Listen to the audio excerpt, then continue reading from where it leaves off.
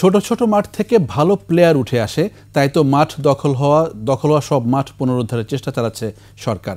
ঢাকায় ৫৫টি ফেডারেশনের খেলার সুযোগ সুবিধা সম্বলিত স্পোর্টস ভিলেজ তৈরির পরিকল্পনা রয়েছে সরকারের।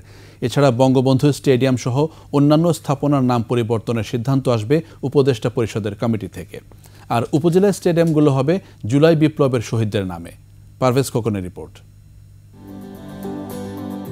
ঢাকা শহরে মাঠ দখল করে গড়ে উঠেছে স্থাপনা, ক্লাব, মার্কেট, এমনকি হাটবাজার। তবে মাঠ থাকলেও সেগুলোতে সাধারণের প্রবেশাধিকার নেই, যা শিশুদের শারীরিক ও মানসিক গঠনে অন্তরায় হয়ে দাঁড়িয়েছে। শুধু তাই নয়, মাঠের অভাবে জাতীয় পর্যায়ে প্রতিভাবান খেলোয়াড়দের সংকট দেখা দিয়েছে।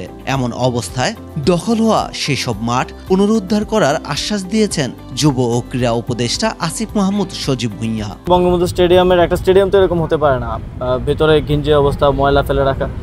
সৌন্দর্য বর্ধনের জন্য আমরা ব্যবস্থা নেব। জুলাই আগস্ট গণ অভ্যুত্থানে শহীদদের নামে উপজেলা পর্যায়ে ২২০টির বেশি স্টেডিয়াম স্থাপনের নীতিগত সিদ্ধান্ত নিয়েছে যুব ও ক্রীড়া মন্ত্রণালয়। প্রতিবন্ধীদের জন্য সংসদ ভবন সংলগ্ন শহীদ ফারহান ফায়াজ মাঠ উদ্বোধন করে এসব বলেন ক্রীড়া উপদেষ্টা। এই মাঠগুলো আমরা পুনরুদ্ধার করব যেগুলো দখল হয়ে গেছে, এবং বাকি মাঠগুলোকেও যথাযথ সংস্কারের মাধ্যমে খেলাধুলার উপযোগী করে গড়ে তুলব। আর শুধু স্টেডিয়াম না, স্টেডিয়ামে তো একদম অ্যাডভান্স লেভেলের খেলাধুলাটা হয়, কিন্তু আমাদের খেলোয়াড়রা তো উঠে আছে এই ছোট ছোট মাঠ থেকেই।